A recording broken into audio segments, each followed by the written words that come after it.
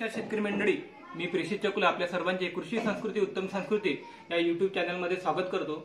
तर शेतकरी बंधूंनो, महाराष्ट्रातील पूर्व विदर्भ आणि मराठवाडा या भागातील आपण जर विचार केला तर यामध्ये सोयाबीन पीक हे प्रमुख पीक मानले जाते आणि या पिकाकडे सर्व शेतकरी मोठ्या आशेने पाहत असतात। परंतु या पिकामध्ये काही 2 वर्षापासून चारकोर रॉट म्हणजे स्टेम रॉट या रोगाचा प्रादुर्भाव मोठ्या प्रमाणात वाढलेला आहे। तर या रोगाची लक्षणे जर आपण पाहायला गेलो तर सोयाबीन पीक हे आपल्याला पूर्णपणे पिवळे झालेले दिसून येते। दुसरा पॉइंट म्हणजे सोयाबीन पीक हे अलगदपणे म्हणजे सहजपणे उपटून येते।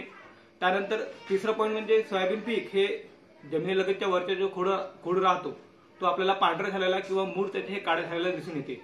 या प्रकारचे लक्षणे आपल्याला त्या ठिकाणी दिसून येते। परंतु शेतकरी बंधूंनो, चारकोर रॉट म्हणजे स्टेम रॉट हा रोग सहजासहजी फुलधारणा ते शेंगा धरणे या अवस्थेमध्ये आपल्याला दिसून येते। परंतु आता 2-3 महिन्या अगोदर आणि मागील काही वर्षामध्ये चारकोर रॉट हा रोग सोयाबीन पिकाच्या सुरुवातीलाच येत आहे। तर याची उपाययोजना आपल्याला कशा प्रकारे करता येईल, तर उपाययोजनेसाठी शेतकरी बंधूंनो आपल्याला पुढील काही उपाययोजना कराव्या लागेल। तर त्यामध्ये जैविक बुरशीनाशक आणि केमिकल बुरशीनाशक या 2 औषधीचा आपल्याला त्या ठिकाणी वापर करावा लागेल।